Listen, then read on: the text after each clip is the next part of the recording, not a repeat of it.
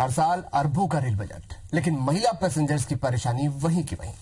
हमारी सहयोगी ममता लांजवार ने रेल बजट से पहले ये जानने की कोशिश की कि खासतौर पर कामकाजी महिलाओं की दिक्कतें क्या हैं और इस बार रेल बजट से उनकी क्या उम्मीदें हैं। रेल बजट को लेकर क्या उम्मीदें हैं। महिला बोगी में हम बैठे हुए हैं, रायपुर दुर्ग लोकल में इस वक्त हम बैठे हुए हैं और उनसे बात करते हैं कि जो महिलाएं हैं यहाँ पर खास तौर पे कामकाजी नौकरी पेशा जो महिलाएं हैं वो इससे रोज सफर करती है, उनकी किस तरह से उम्मीदें हैं और अभी तक के जो ये जो डिब्बा है इसमें किस तरह की फैसिलिटी वो चाहती है, उसको लेकर बात करते हैं।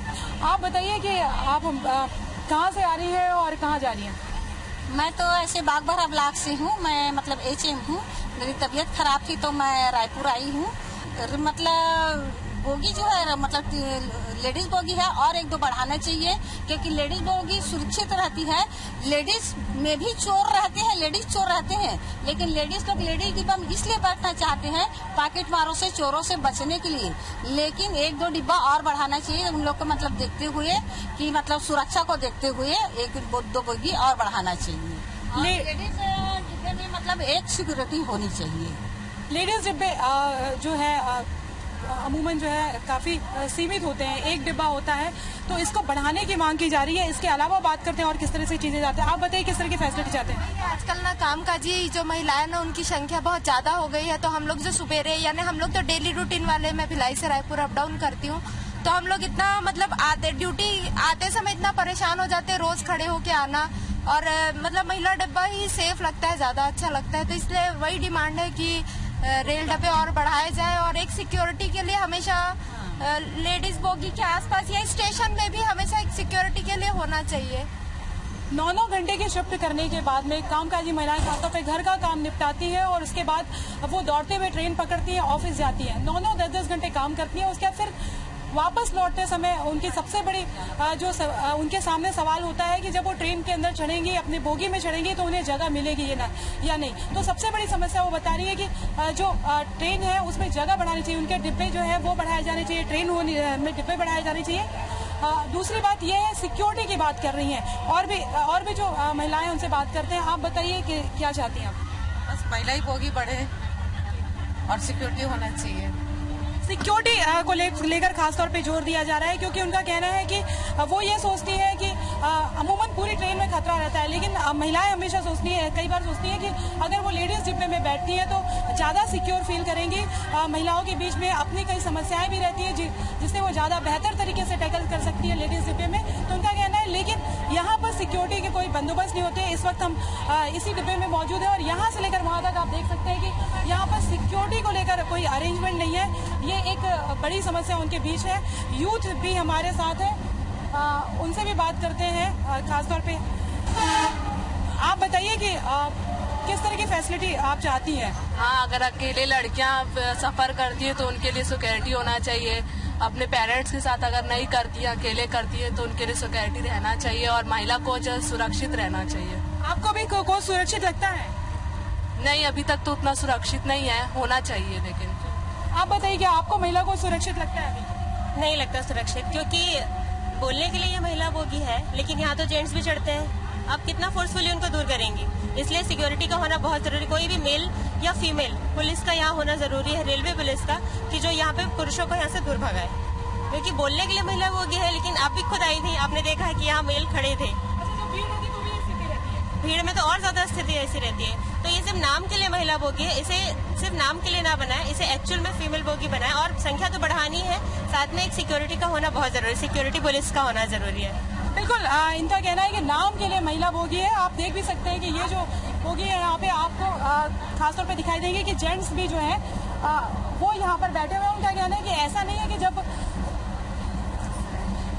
कि जब जगह हो तभी वो यहाँ पर बैठते हैं, बल्कि ऐसी भी स्थिति आती है कि जब भीड़ रहती है ट्रेनों में, तब भी खासतौर पे कई महिलाओं को खड़ा होना पड़ता है और पुरुष जो है उस पर कब्जा जमाए बैठते हैं। और ट्रेन के बीच में उनके साथ दिक्कत ये रहती है कि वो कंप्लेन कहाँ करें, और खासतौर पे दिक्कत ये रहती है कि अगर वो किसी तरह से कुछ लोगों से जद्दोजहद करते हैं तो मुश्किल में पड़ सकते हैं। तो कई बार ऐसा होता है कि वो मन मारकर उन्हें इस मुश्किल का सामना करना पड़ता है। वो खड़ी रहती है और पुरुष बैठे हुए रहते हैं। इसमें क्या आप सेफ फील करते हैं और क्या फैसिलिटी चाहते हैं? बिल्कुल भी नहीं है। आप खुद ही देख रहे हैं, आपके सामने महिला डिब्बा होने के बावजूद सारे जेंट्स यहाँ पे बैठे हैं और लेडीज डिब्बा रहने के बावजूद भी यहाँ पे अपने आप को सुरक्षित इंसान नहीं समझता है। सबसे पहली बात है कि ये लेडीज की जो बोगी है ट्रेन उनको बढ़ाया जाए और सिक्योरिटी सबसे पहली बात बहुत जरूरी है, क्योंकि यहाँ पे जेंट्स लेडीज डिब्बे में भी बैठे रहते हैं, उनको बोलने से कोई उनको फर्क नहीं पड़ता है, बोलते हैं हाँ होता है ऐसे, या जब आएंगे तब देखेंगे ऐसा है। तो लेडीज खड़े होती है, जेंट्स बैठे रहते हैं, ऐसा ही होता है। और सिक्योरिटी तो कोई है ही नहीं यहाँ पे, खड़े होके जाओ खड़े होके आओ, बस यही है। सबसे ज्यादा जो फोकस किया जा रहा है सीटें बढ़ाने को लेकर और सिक्योरिटी को लेकर फोकस किया जा रहा है। इनका कहना है कि ये कोई पहली बार की समस्या नहीं है, शुरुआत से ये समस्या है, लेकिन उसको लेकर कोई कदम अभी तक नहीं उठाया है रेलवे ने। सफाई को लेकर बात करते हैं, पूरे देश में स्वच्छ भारत अभियान चल रहा है, ट्रेनों के अंदर किस तरह की सफाई है और खासतौर पे महिला बोगी में हम इस वक्त हैं, तो जो लेडीज कोच है उसमें बात करते हैं। आपको क्या लगता है कि जो स्वच्छ भारत अभियान का इम्पैक्ट यहाँ पर दिखाई दे रहा है ट्रेनों में? मतलब यहाँ लेडीज बोगी में एक वॉशरूम होना चाहिए, लेडीज के अलग टॉयलेट रूम होना चाहिए। जैसे कि हमको बाथरूम जाने से उस साइड जाना पड़ता है, तो एक बोगी में लेडीज बोगी में एक वॉशरूम होना चाहिए। एक कमी ये है। और सफाई के नाम से मतलब यहाँ पर कोई भी मतलब जेंट्स आते हैं ड्रिंक किए रहते हैं और वो भी बैठ जाते हैं, तो इस टाइप का व्यवस्था मतलब अच्छा नहीं है। अब बहुत चिल्लाना पड़ता है तब भी पुलिस वाले आते नहीं है। शायद बहुत व्यवहारिक समस्या है कि यहाँ पर जो लेडीज कोच है वहाँ पर एक वॉशरूम तक नहीं होता है और इसके लिए जो है दूसरे जो बोगी है वहाँ पर जाना पड़ता है, कॉमन टॉयलेट यूज करना पड़ता है। तो इनका ये कहना है कि स्पेशली फिर लेडीज बोगी बनाने का क्या मतलब है और क्या औचित्य है अगर इस पे वो ध्यान नहीं देते। सफाई पे बात करते हैं एक बार फिर से। पूरे देश में स्वच्छ भारत अभियान की बात की जा रही है, आपको ट्रेनों के अंदर दिखाई देता है?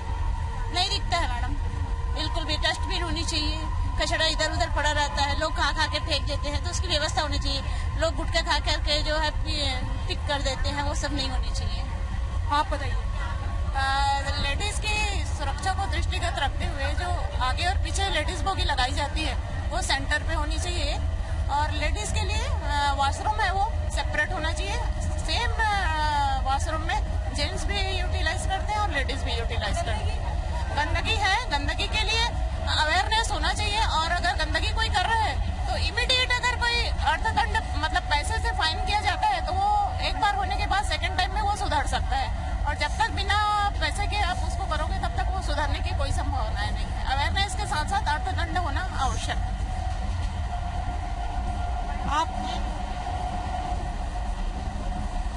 ट्रेनों के अंदर जो है आपको लगता है कि यहाँ पर सफाई पे खासतौर पे फोकस करने की जरूरत है?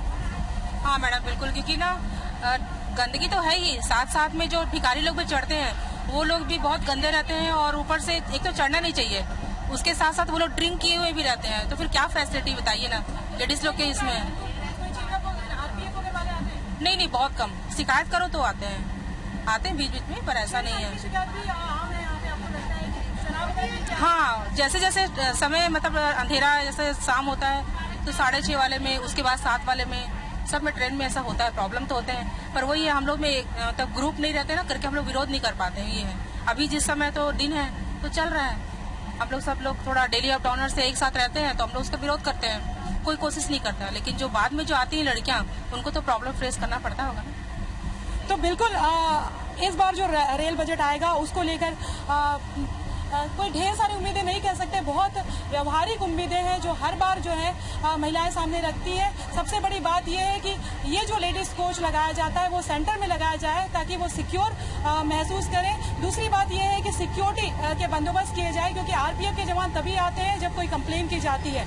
उनका कहना है कि एक महिला कांस्टेबल इसमें होनी चाहिए। तीसरी बात सफाई को लेकर खासतौर पर फोकस करना चाहिए, क्योंकि पूरे देश में अगर स्वच्छ भारत अभियान की बात कही जा रही है लेकिन यहाँ पर कहीं भी सफाई नहीं दिखाई देती। लेडीज कोच में बिल्कुल स्ट्रिक्ट कर देना चाहिए कि यहाँ पर जेंट्स किसी भी तरह से ना बैठे। शराब पीकर लोग आते हैं, यहाँ पे महिलाओं से छेड़खानी करते हैं, यंग लड़कियाँ जो आती हैं उनके साथ छेड़खानी होती है, लेकिन उसको लेकर कुछ नहीं है। तो जाहिर तौर पर इस रेल बजट से यही व्यवहारिक उम्मीदें हैं और उन्हें महिलाओं को उम्मीद है कि सुरेश प्रभु शायद इस बार उनकी सुन ले। कैमरा पर्सन रिजवान के साथ ममता लांजेवाल, IBC 24 रायपुर। प्रभु जंक्शन में वक्त है एक और छोटे से ब्रेक का, जल्द हाजिर होते हैं। बात होगी उसके बाद कुछ और यात्रियों से, कुछ और उम्मीदों के बारे में।